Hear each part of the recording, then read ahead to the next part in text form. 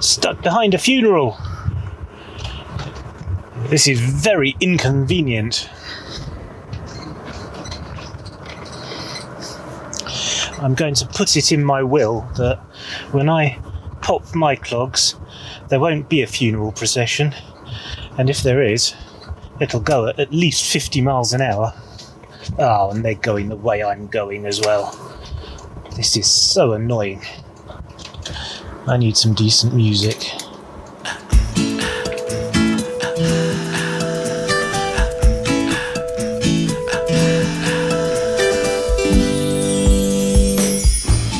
I'm Kit, and this is my camper van, Willie.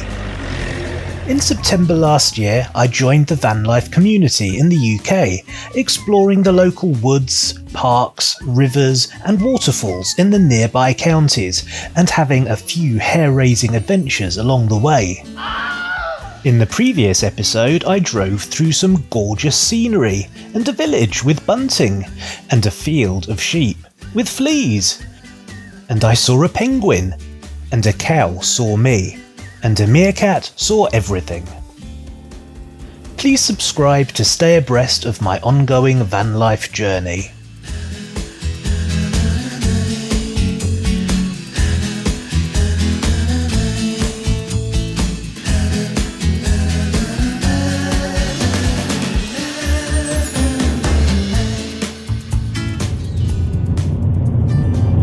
Hello. Well, you find me heading south on the M1. I'm going to London.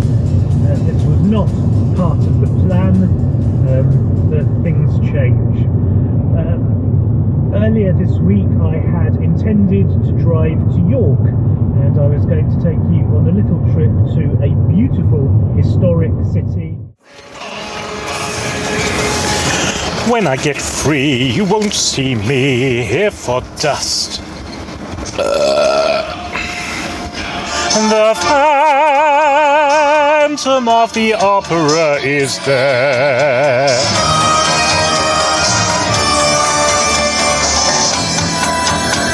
Why don't you slow down, turn your head round, treading on hearts that are giving in. But since then, a family situation has cropped up that is taking me temporarily away from van life and into the, frankly, the terror and misery of London driving. So anyway, I'm somewhere north of Leicester at the moment and heading south, and I'll pick this up again when I reach London.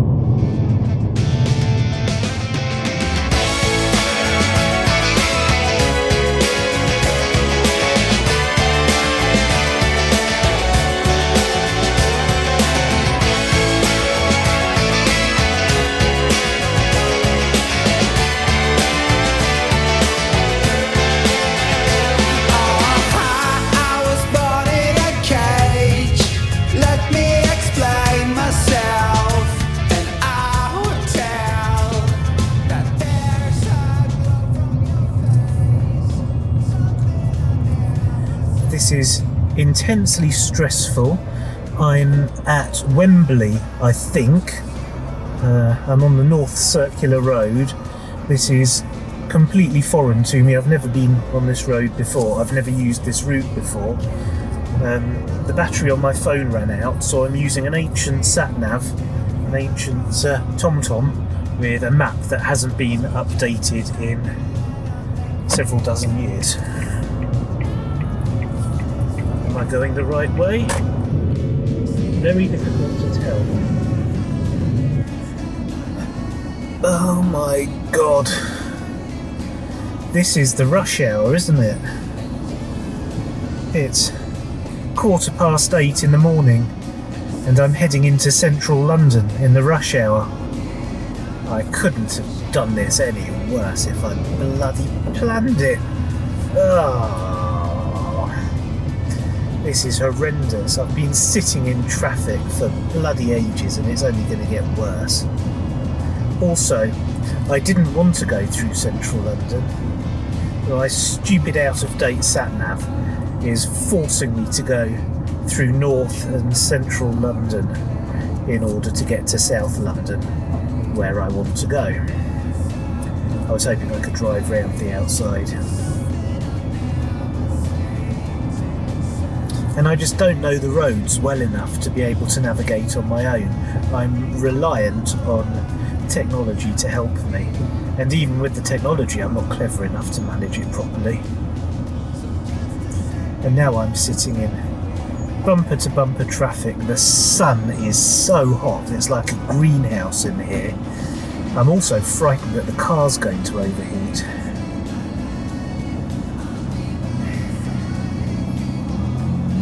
And my back hurts.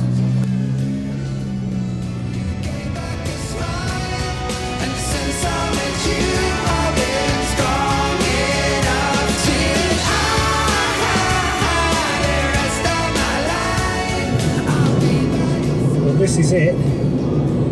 I'm heading into Westminster. The absolute last thing I wanted to do was drive through central fucking London.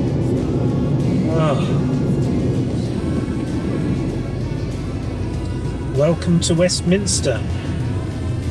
What a shithole. Is this Marble Arch? I think I might be at Marble Arch. No, it's... Oh, I'm on Park Lane. I'm on Park Lane and I'm heading for Duke of Wellington Place.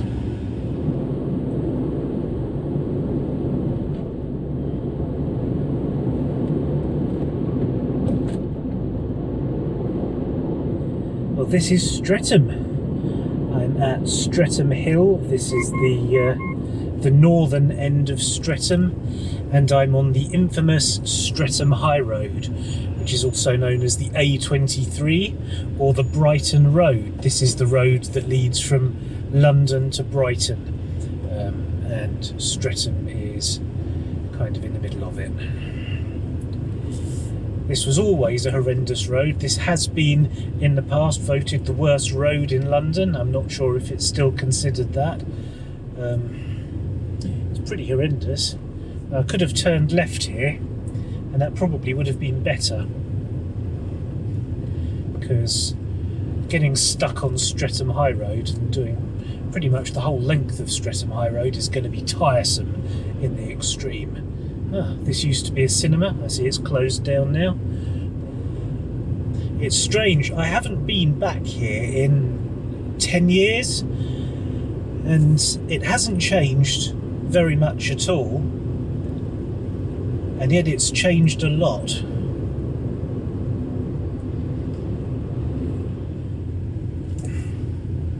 All the shops, of course, are completely different. I'm not seeing any familiar shops at all. Oh, Smith's, that always was there. Coming up on the right hand side, which you won't be able to see yet, is St Leonard's Church. There's a fork in the road here, and the right hand fork heads off to Tooting Beck, and the left hand fork heads to Streatham Common, which is where I'm going. It's very strange. I'm in London and I absolutely hate London, and I find driving in London borderline unbearable. It's a special kind of torture. But just because I grew up in Streatham and therefore the roads are familiar, I know my way round here, instantly it's a million times less stressful. I'm no longer at the mercy of an unreliable sat-nav. I can actually make decisions like I did back there. I chose not to turn left up Liam Court Road, even though it might have been a quicker journey, because I wanted to go this way, and I knew what was ahead of me. God, it's horrible though, isn't it? What a horrible area. This is an area that I imagine is kind of comparable to Harlem, perhaps, in New York. Okay, now I'm going to want to turn right up here, if I can.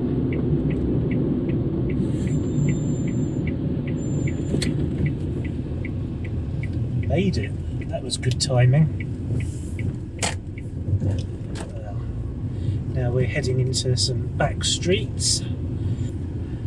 Wow. It's so small.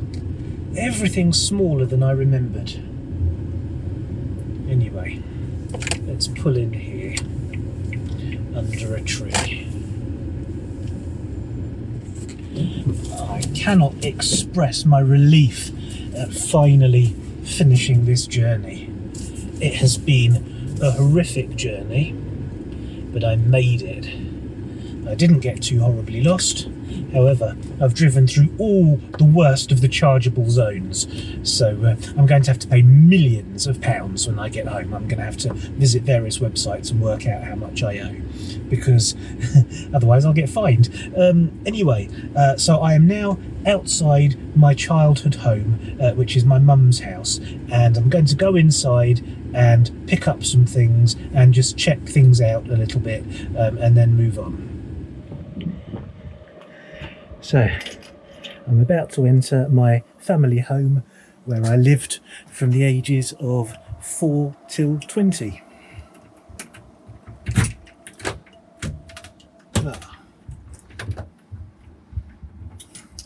Or not.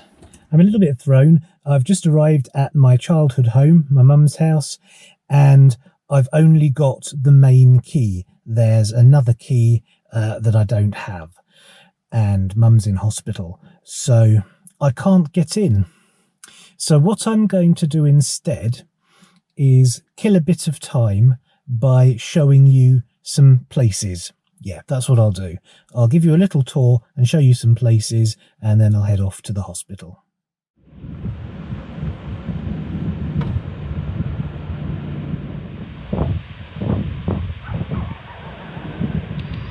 This is 25 Streatham Common South. It was my first ever address. I lived here from the age of 0, a baby, up until about the age of 4. This was my grandma's house, Lila's house. This house, although to American viewers it might not look like very much, in this area it's actually quite a posh house, and is much bigger than it looks from the outside. It goes back a long way. It's got an enormous garden, and it's got a cinema in the basement. Or at least it used to have a cinema in the basement when I lived there. And that's my old bedroom. That little window at the top there, that's my old bedroom. It's crazy. I haven't been here for, I don't know, over 30 years. Probably, and I still remember it. It hasn't changed. Lots of Streatham has changed. In fact, most of Streatham has changed. But this house is exactly as I remember it. Maybe just a little bit smaller, but everything here seems smaller than I remember it. Anyway, I'm going to cross over to the common. So this is Streatham Common, and it's got kind of two halves. The bottom half of the common, which is the part furthest away from me, closest to Streatham High Road. The grass there is always cut very short, and that's the area where people play football, have picnics, and there's a paddling pool or a playground or something at the bottom. The top half, they don't cut the grass here, and the reason for that is because this is actually a burial pit, a plague burial pit. This is where they buried the victims of the Great Plague of London in 1665. Not all of them. This is one of many plague burial pits. So the grass here is always kept long. And I'm seeing litter. I'm not impressed.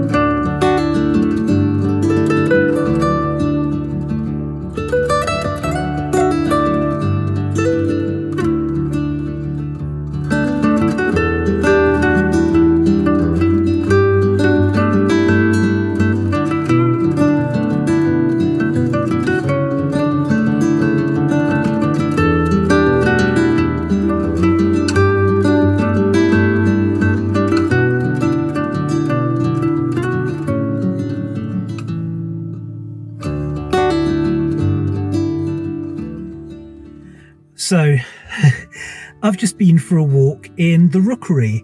The Rookery Gardens are small ornamental gardens at the top of Streatham Common, sort of between Streatham Common and Norwood Grove, where the White House is. Not that White House, another White House. I was actually going to go up to Norwood Grove and show you the White House, but honestly I couldn't be bothered, it's too far. But I went for a little walk round the Rookery Gardens, and it's smaller than I remembered, but just as pretty and basically exactly the same layout. I knew exactly where I was, and it was very strange and somewhat pleasant and somewhat disturbing being back there after all this time. The last time I was there, I was a small child. Anyway, that's not what I wanted to talk to you about. I've got something far more important on my mind, and it's my bladder. I've been doing van life for long enough now that I seem to have got into the habit of not really caring where there are likely to be any toilets. With the van, of course, I can just park up anywhere, pop into the back, and there's a built-in toilet, a very nice one as well. It's not so easy in a Ford Fiesta. I don't like using public toilets, especially when I'm walking around with cameras in my hand. Not a good look. So I'm going to hold it now until I get to the hospital, and I've just phoned up the hospital and asked them how to get to the ward from the car park, and they seemed friendly and approachable, and it doesn't seem like it's going to be too much of a walk, so I think I can just about make it until I get to the hospital, and then I will wet myself lavishly all over their floor.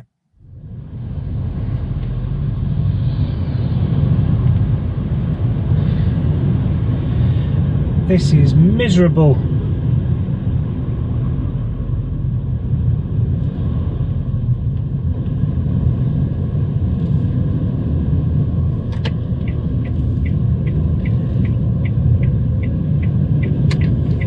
Controlled zone. What's a controlled zone? I hope that just means parking controlled and not that cars aren't allowed here or something without permission. Google is sending me down this road.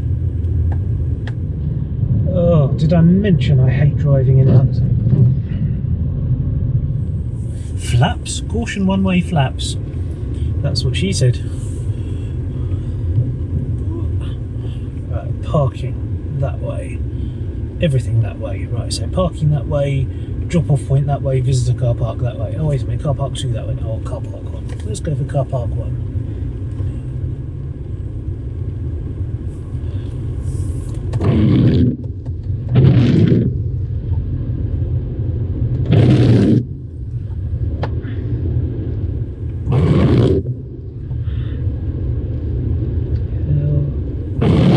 Ever-loving fuck am I supposed to do this thing?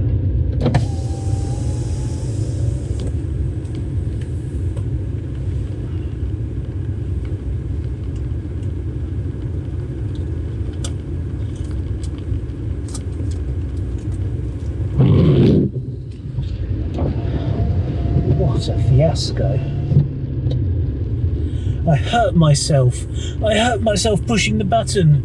It hurt. Nasty mean button.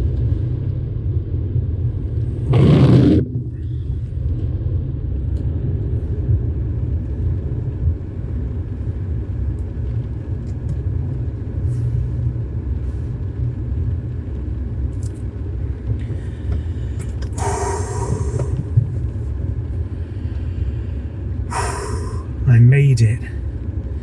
I'm here. I'm at the hospital.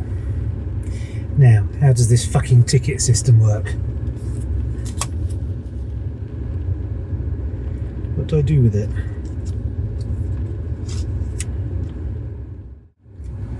I just asked a human person. I said, "Excuse me, I'm a moron. How do I use this fucking ticket?"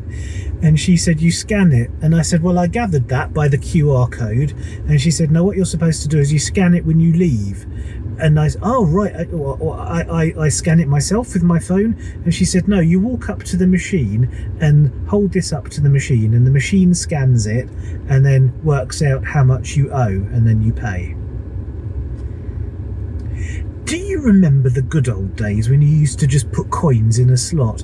I've got a wallet full of coins because I assumed that's what I would need at a hospital car park. But apparently, it's all sorcery. Well, I've just left the hospital. Sorry about any noise. I've had to open the windows in the car because it was like a sweatbox in here. I'm not going to talk too much about personal family stuff, but I'm a little bit upset by the experience, and I need to let it settle. So that's going to be the end of this vlog. I'm sorry it's been a strange one. Hopefully I'll be back in the van sometime soon and normal service will resume. But in the meantime, thank you very, very much for watching. I hope you've enjoyed it, even though it was weird. If you did enjoy it and you haven't already, you know what to do. Please hit the like button, hit the subscribe button, share, comment, do all the good stuff. I could really use your support. And I'll see you next time. See you later.